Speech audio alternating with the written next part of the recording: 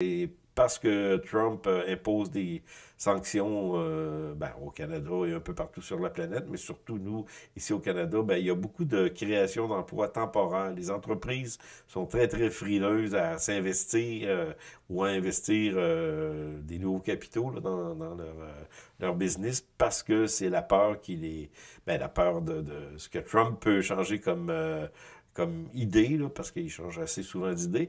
Mais il faut comprendre, puis je vous le redis souvent, que Donald Trump ne travaille pas pour le Canada ou pour le Mexique ou pour l'Europe, là, peu importe le pays, la France, l'Allemagne.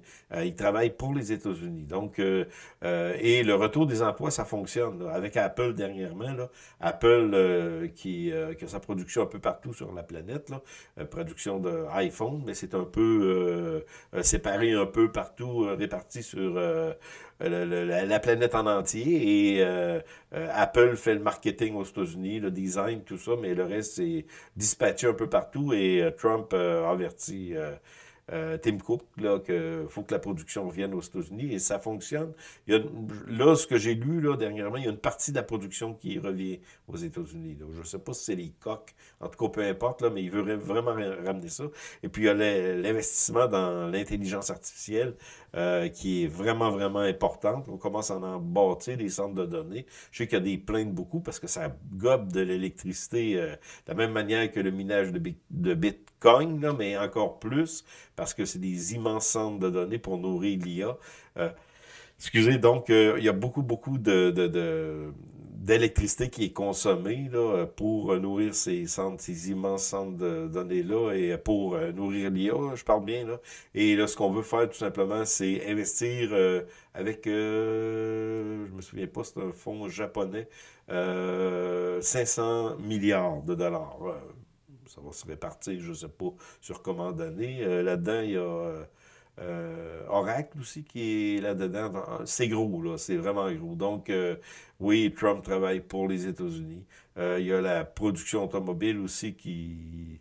Ça commence à être un peu du sérieux, là, parce que les États-Unis veulent vraiment ramener beaucoup de production américaine.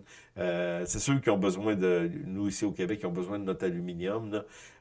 Mais nous, en faisant les fanfarons, surtout avec Mike Carney qui a rien fait depuis qu'il est là, même en faisant son fanfaron là, avec les petits coudes levés avec sa gang, là, il a été élu, mais il n'y a pas de résultat encore. Là, c'est le budget là, qui s'en vient là, en septembre. Ça va être assez important là, parce que le taux d'intérêt, le dernier taux d'intérêt, Tiff Mitlin a laissé ça comme ça.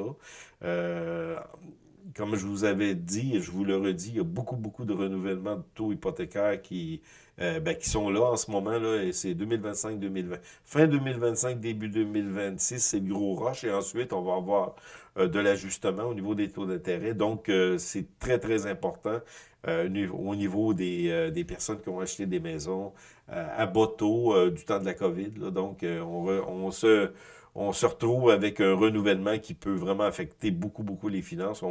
On craint beaucoup de faillites. On va voir ce qui va arriver. Et là, on dit que l'économie canadienne est résiliente.